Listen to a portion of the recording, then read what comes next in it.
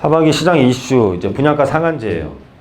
이 분양가 상한제도 분양가 상한제로 도심 내에서 공급이 얼마나 일어날 수 있을까요? 재건축, 재개발도 지금 위축되고 있는 상태에서 도심 내에 거의 공급이 여러분들이 당첨되기에는 하늘의 별 따기일 겁니다. 여기 막 청약 좋은데 해갖고 당첨되셔보신 적 있나요? 거의 없어요, 다들. 뭐 신도시 같은 데야 가능하겠죠. 근데 도심 내에서 청약해갖고 당첨되신 분들, 일반 분양 받으신 분들 계신가요, 여기? 별로 없습니다. 조합원들 말고는 별로 없어요. 서울에서 일반 분양 지금 받으셔서 갖고 계신 분. 서울에서 일반 분양. 한 분. 없죠. 서울에서 일반 분양으로 받기가 정말로 하늘의 별 따기예요. 우리 뭐 동탄이나 뭐 지금 이런 데들 외곽 같은 경우는 가능하겠죠. 뭐 미래까지도 가능했겠죠. 여하튼 간에 분양가 상한제 자체가 저는 이게 더 안 좋아질 것 같아요. 이 집값이 많이 오르면 좀 근로 의욕이 좀 떨어지는 경우가 많이 발생을 하거든요. 그래서 이제 집값도 좀 잡고 해야지 좋은데 이 일부 이제 이 당첨되는 사람이 가점이 굉장히 높은 사람일 건데 이런 사람들이 굉장히 극소수예요. 그러면은 그 사람들을 보고 있는 서민들이 더 저는 실망스러울 것 같아요. 내 주변에 막 이렇게 당첨된 사람이 몇 명 있으면 자기는 분명히 안 되는데 더 나중에 그 안에서 또 나중에 많이 패가 갈리는 약간 그런 일들이 발생을 할 것 같습니다. 그래서 이 분양가 상한제도 약간 이 소득주도 성장이랑 거의 맥락을 같이 하고 있습니다. 예. 지금 문재인 정부에서 얼마 전에 이 인터뷰를 했는데 발표를 했는데 경제가 잘 돌아가고 있다고 정상적으로 돌아가고 있다고 그랬더라고요. 예? 뭐 그래. 그러니까 조금 더 짧게 깎으려다 오늘 아이씨.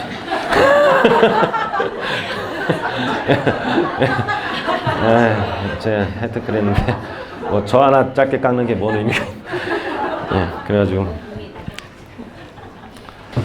이게 이제 소득주도 성장도 실패한 정책이죠. 왜냐면 이제 돈을 많이 쓸 사람 거를 뺏어 가지고 밑에다 줄 테니까는 네가 먼저 소비를 해야 기업들도 생산을 많이 할 거 아니냐 이거거든요. 생산할 사람한테 먼저 뺏어갖고 주는 거야 그냥. 소비할 사람한테. 그래가지고 얘가 많이 소비를 해야지 너도 만들 거 아니냐라는 어떤 그런 취지인데 이 분양가 상한제도 마찬가지죠. 그러니까 조합 거를 뺏어서 일반 분양 사람한테 주겠다라는 거잖아요. 이게 시장에 영향을 미치지 못해요. 네? 왜냐면은 그 분양가 상한제 적용되는 사람들이 극히 일부인데 이게 어떻게 전반적인 도심의 집값에 영향을 미칠 수가 있겠어요. 그냥 받은 사람만 논하는 거야 그냥. 왜냐면은 조합에서 벌어들일 이득을 일반 분양자한테 돌리는 거잖아요. 이거 제가 한번 이것도 유튜브에서 설명드린 게 있어요. 보셨죠? 4억 정도 차이 나서 뭐 이렇게 왔다 갔다 하는 거. 예, 그래서 그건 예를 들어서 4억이었고 여하튼 간에 이 참 좀 잘못된 겁니다. 그래서 제가 보기에는 일반 분양받은 사람이랑 아마 조합원들이랑 입주해서 싸움 나지 않을까라는 생각도 들어요. 열받지 않을까요?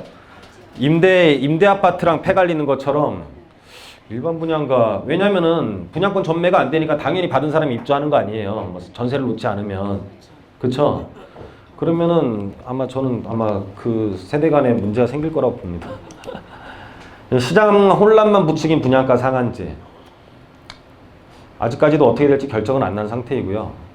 혼란스러운 건 사실이죠. 그쵸? 근데 상한제 칼도 안 뽑았는데 별로 좋지도 않은 송도 더 샵 센트럴파크에서 206대 1 경쟁률이 일어났어요. 왜 이런 일이 일어나냐면 이제 분양가 상한제 실시되는 아파트들이 나오기 시작을 하면 별로 나오지도 않을 것이고, 그쵸? 그러니까 공급은 줄어들 것이고, 나온다고 하면은 지금 아니면은 가점에 있어서는 자기는 당연히 안 된다라는 생각을 갖고 있는 거죠. 그래서 쭉 읽어봤더니 그런 내용들이 있어요. 왜 청약 가열이 생기느냐 봤더니 쭉 읽어보면 나옵니다. 이런 청약이 나오는 것들은 앞으로 주택 공급도 더 줄어들 것이고 가점이 치솟아 갖고 내 집 마련이 힘들어질 것이기 때문에 지금이라도 당첨 받아야 된다라는 이런 부작용이 지금 생기는 거죠. 뭐 재건축 위축으로 공급지로 대리 집값 부추길 가능성이 크다. 예. 이 뭐든지 억지로 하면은 부작용은 어디서든 발생을 합니다. 예. 근데 지금 굉장히 정책적으로 이게 공급 억제 정책이면서도 수요도 억제시키는 희한한 역할을 하고 있어요. 그러니까는 사업성을 없게 만드니까는 공급도 안 일어나고 사업성이 없게 만드니까는 또 주택도 안 사요. 근데 모든 주택부터 시작을 해가지고 주택이 돌고 해야 또 나머지 경제도 막 돌아가고 하거든요. 우리가 일반 소비에 있어서 가장 큰 소비재가 집이잖아요. 집을 사야 그 다음에 무슨 뭐 가전도 살 것이고 가구도 살 것이고 뭐 도배도 할 것이고 뭐 여러 가지를 할 거 아니에요. 그리고 좀 남는 돈 있으면 차도 사고 하는 건데 그 제일 큰 소비재 자체가 움직이지 않으니까는 지금 내수 시장도 엉망이죠, 그렇죠? 내수가 엉망인 상태에서 또 소비자 물가까지 떨어진다라고 하니까는 뭐 디플레이션 위험까지 지금 계속 말을 하고 있죠. 이 디플레이션은 굉장히 나쁜 거죠. 소비 자체의 지갑을 닫게 만드는 건데 뭐 지금 중동 석유랑 뭐 요번에 돼지 아프리카 열병이 무슨 약간의 물가를 상승시킬 요인이 아니겠냐. 물론 유가가 올라가면은 물가는 상승을 해요. 하지만 그런 거 가지고 물가 상승을 유지하는 게 굉장히 좀 경기 성장 없이 그런 걸로 물가를 상승시킨다는 것은 아무 의미가 없는 거거든요. 그래서 디플레이션이 생기게 되면은 내일보다 더 싸지는 거죠. 결론은 디플레이션이라는 것은 오늘보다 내일이 더 싸지는 거죠. 내일보다는 모레가 더 싸지는 거고 그러면은 결론은 소비를 아무도 안 하게 되죠. 내일 세일 할 건데 오늘 사는 사람 있나요? 그쵸? 내일 세일하면 오늘 안 사요.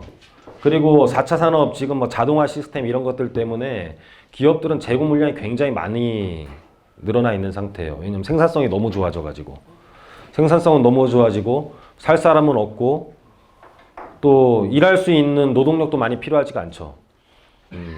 그래서 살 사람이 별로 없는 상태에서 생산량은 늘어나고 물가까지 떨어지면은 거의 경제는 올스톱이 되는 상황이 발생을 해요. 그렇기 때문에 금리도 못 올리는 상태로 갑니다. 소비가 일어나려면 금리가 높으면 소비가 일어나요, 안 일어나요? 내가 이자를 많이 감당해야 되면은 다른 걸 쓸 수가 없죠. 금리가 낮으면은 금리가 오르면은 우리가 소비를 못 하게 돼요. 그래서 경제가 안 돌아갈 때는 금리를 올릴 수가 없습니다. 올릴 수가 없어요. 그리고 소비자 물가가 지금 계속 떨어지는 상태에서 물가가 떨어져요. 떨어지면 올리려면 돈이 많아져야 돼요, 적어져야 돼요?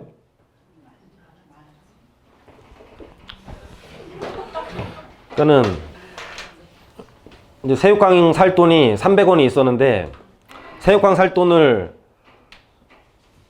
은행에서 뺏어가요. 예? 은행에서 100원으로 뺏어가면은 새우깡은 200원에 팔 수밖에 없겠죠. 무슨 말인지 가요? 은행으로 뺏어가려면 은행이 돈을 뺏으려면 어떤 행위를 하죠? 금리를 올리죠. 나한테 돈을 갖고 와라 뜻이잖아요. 그렇죠? 은행이 금리를 풀면 시장에 300원보다 돈이 더 많이 풀리겠죠. 그럼 새우깡 살 돈이 350원으로 올라가면 물가는 올라갈 수 있겠죠. 그렇죠? 그래서 물가가 떨어지는 상태에서는 금리를 올릴래야 올릴 수가 없게 되는 거죠. 그래서 이 상황은 다른 거랑도 굉장히 많이 밀접하게 영향을 갖고 있어요.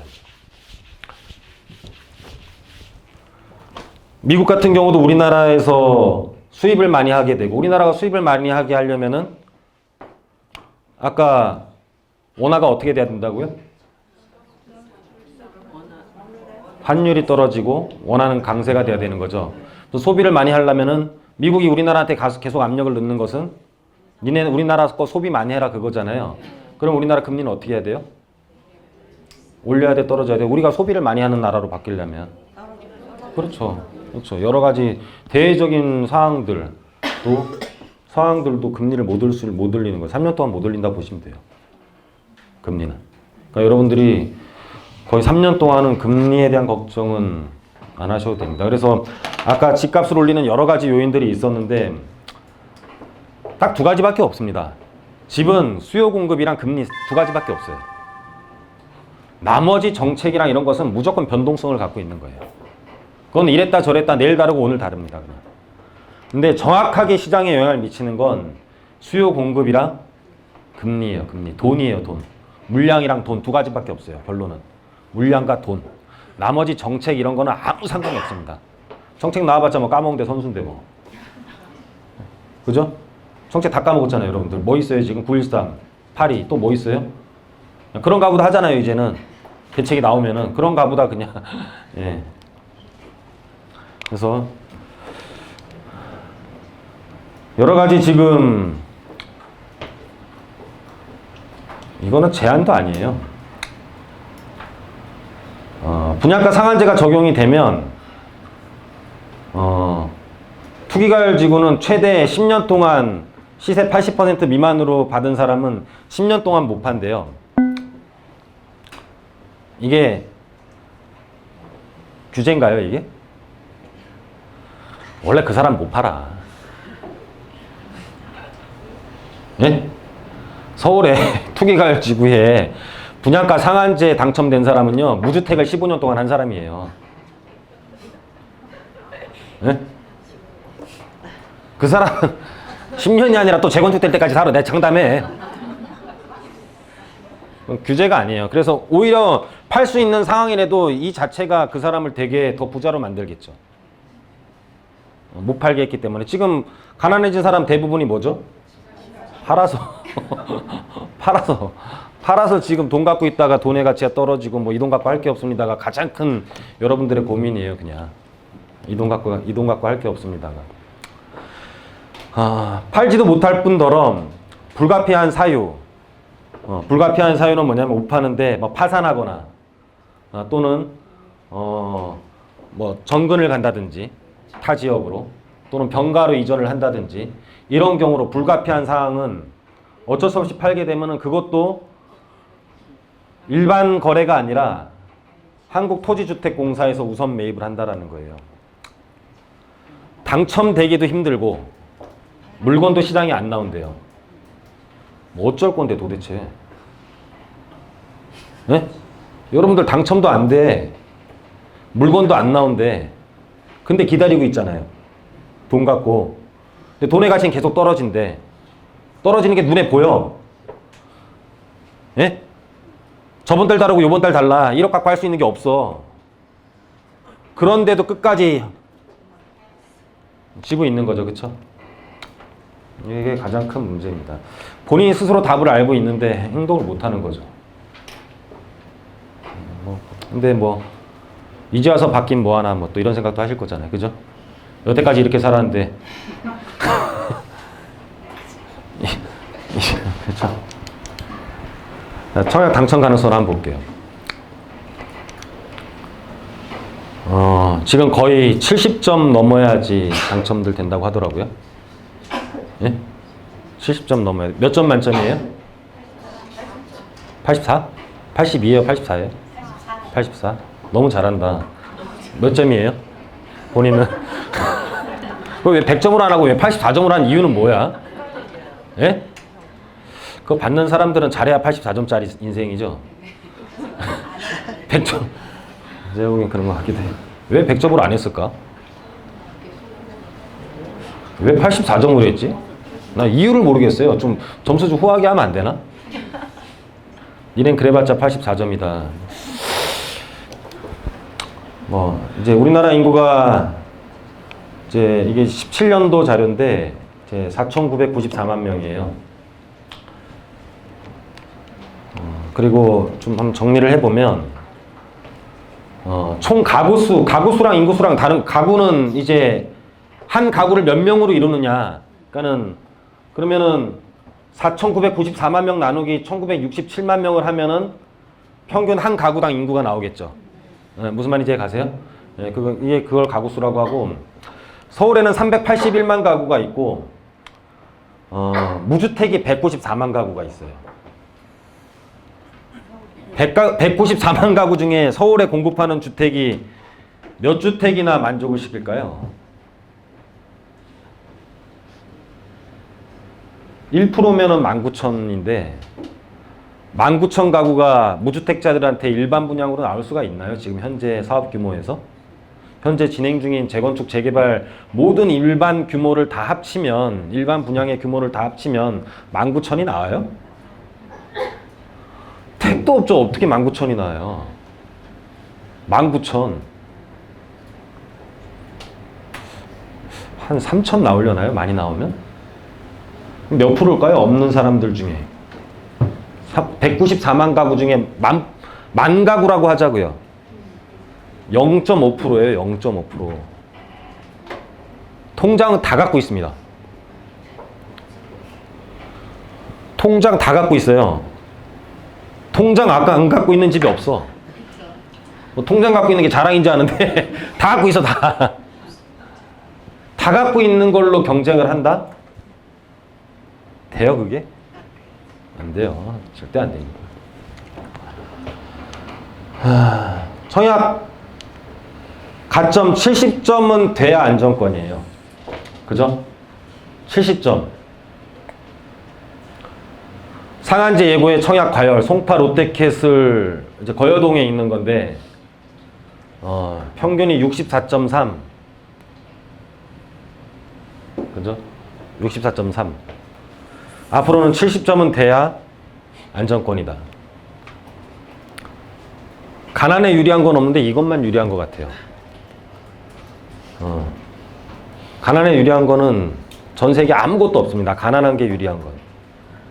근데 이 청약 가점만 굉장히 힘들게 살아야 유리해요. 애를 많이 놓고 무주택으로 살아요. 그래야 유리한 제도입니다, 이게. 그래서 70점이 되려면은 총 84점인데요.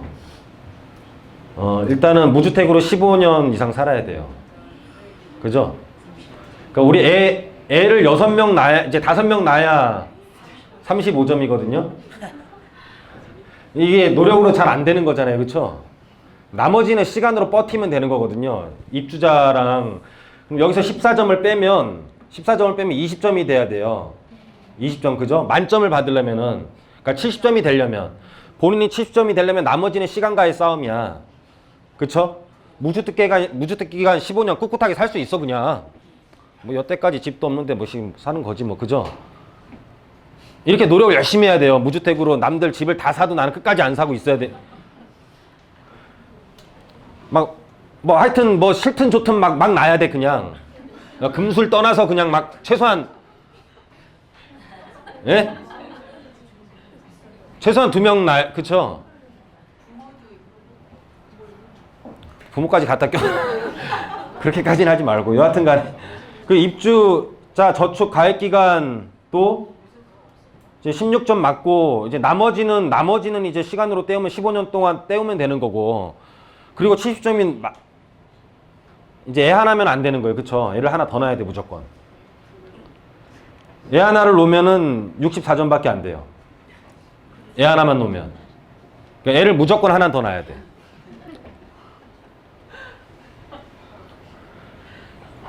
이게 편해요? 집 사는 게 편해요? 근데 이렇게 하는 사람들이 있더라고요. 막 이렇게 달력에 이제 2년 남았다 막. 미성년자라야지만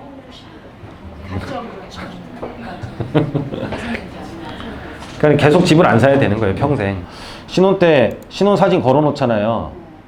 그 벽에 못질도 못해요. 그러니까 막 어디다 다 올려놓고 막 올려놓으니까 막 떨어뜨리고 깨지고 막 높이 있어야 싸울 때 던지지도 않는데 손에 잡힌 데 있으니까 맨날 싸울 때 던지고. 네? 그죠? 이제 통장 가입 현황을 보면은 이제 더 희박한 걸 알 수가 있어요. 네. 여러분들의 가능성은 굉장히 희박한 걸 알 수가 있습니다. 네? 오래 있어야 돼요. 오래 있어야 된다니까요. 애도 많이 놓고. 네, 그래서 굉장히 어려운 겁니다. 안 하고 부자 된 사람 하나도 없어요. 여러분들은 안 하고 버티는 거야. 안 하면 뭐가 돼요? 네,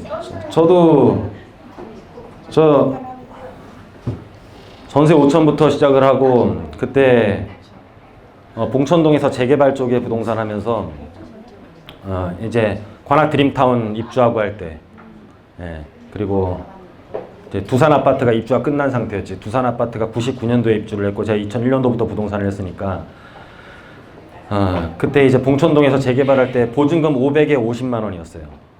가게가 원룸보다 지금 원룸보다 더 싸죠. 그런 데서 시작을 해가지고 뭐라도 투자를 하고 물론 교훈도 많이 받고 실패도 한 적도 있지만은 무슨 행위를 해야지만이 부자가 됩니다. 행위를 해야. 그때 돈 버는 얘기 잠깐 하면 제 2000년도에 28살이었습니다. 2000년도에. 2001년도면 29살이고 2000년도에 결혼을 했고 이제 돈이 없으니까 500에 50짜리에 있었으니까 얼마나 부동산 사무실이 위치가 안 좋았겠어요. 그죠? 그 은천길이라고 있어요. 이제 서울대 입구역에서 봉천동으로 올라가다 좌회전 하는 길. 좌회전 해가지고 가다 보면은 이제 오른쪽에 동부 센트레빌이 나와. 뭐 아시는 분은 아실 거예요. 그 언덕에 이렇게 비스듬한데 원래 이렇게 비스듬한 곳은 무조건 상권이 안 좋아요. 그러니까 다운타운이라 그러잖아. 상권은 물이 모이는 곳에 상권이 형성돼요. 이렇게 있으면은 모이는 곳. 언덕길에는 절대 상권은 무조건 흘러요, 그냥. 뭐 어쩔 수 없이 돈이 없으니까 그런 자리에다 차릴 수밖에 없었죠. 근데 거기에 이제 프레임카드를 크게 붙여놨어요. 마지막에 들려야 할지. 정말 얼마나 말을 잘 듣는지 다 마지막에 오는 거야. 근데 저는 그때 뭐 사면 몇 평 가요가 가장 큰 이슈였거든요. 사람들의 궁금증. 지금은 조합원들이 별로 없으면 웬만한 사람들은 뭐 33평 가고 하는데 그때는 조합원들이 꽉 차갖고 일반 분양이 거의 없어요. 그러면은 권리가액의 순위를 알아야지만이 자기가 몇 평에 들어갈지 알 거 아니에요. 그래서 저는 한 구역에 등기부를 다 뗐었어요.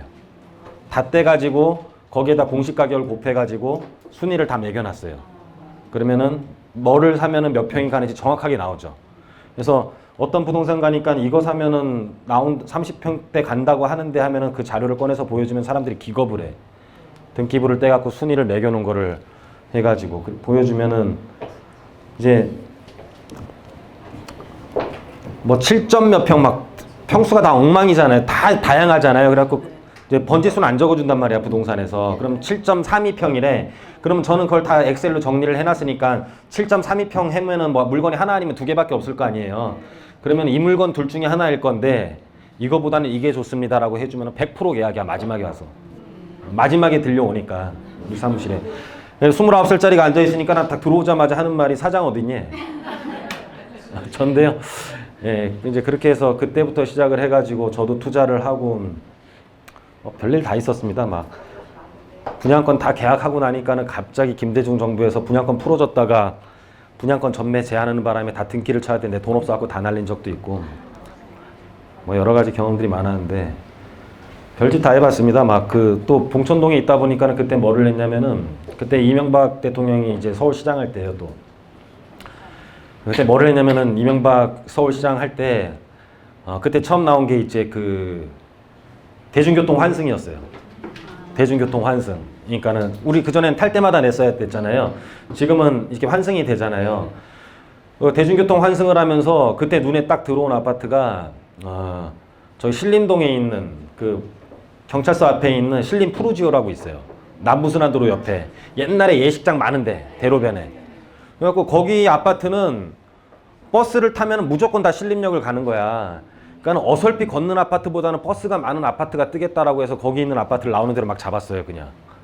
왜냐면 아무거나 타면 혜택을 되게 많이 받는 아파트잖아. 남부순환로로 바로 옆에 있으니까 하나도 안 올라. 그러면서 부동산은 입지구나. 이제 그런 거를 또 다시 한번 막 깨달았고 저도 굉장히 시행착오도 많이 겪었고 하면서 근데 이제 저는 이게 업이니까는 이렇게 된 거고 여러분들은 큰 욕심 내지 말고 조금만 더 버시면 됩니다. 조금만 더 벌어도 여러분들은 생활이 엄청나게 변합니다. 예를 들어 지금 뭐 자녀분들한테 용돈을 안 받고 있다가 자녀가 100만 원만 줘봐요. 생활이 바뀌죠. 예를 들어. 또는 나갈 돈이 100만 원만 안 나가도 본인 생활이 바뀌어요. 100만 원만 이득이 더 생겨도 여러분들은 음식점 가서 가격표를 안 봐도 돼요. 그림을 보고 시킬 수가 있어요. 돈을 보고 시키는 게 아니라 메뉴를 금액을 시키잖아. 그렇죠. 그림을 시켜야 되는데 돈을 시킨단 말이야. 예? 예, 그 100만 원만 있어도 여러분들이 다 사주면서 살 수가 있어요. 그래서 큰 욕심 안 내도 돼요. 몇억, 몇십억 안 벌어도 됩니다. 그냥 지금보다 조금만 더 낫고 그게 익숙해지면 그거보다 조금 더 낫고 그렇게 살다 보면 자신의 삶이 계속 좋아지는 걸 느껴지죠. 그렇게 되면은 행복해집니다. 조금씩. 한 방에 지금 몇십억 갖다 놔도 안 행복해요. 쓸 줄도 모릅니다. 아니면 다 날리든가 다 뺏기든가. 근데 이제 조금씩 좋아지면 되게 행복해져요. 되게 행복해져요. 그래서 그런 삶을 살기를 주의 이름으로 기원합니다.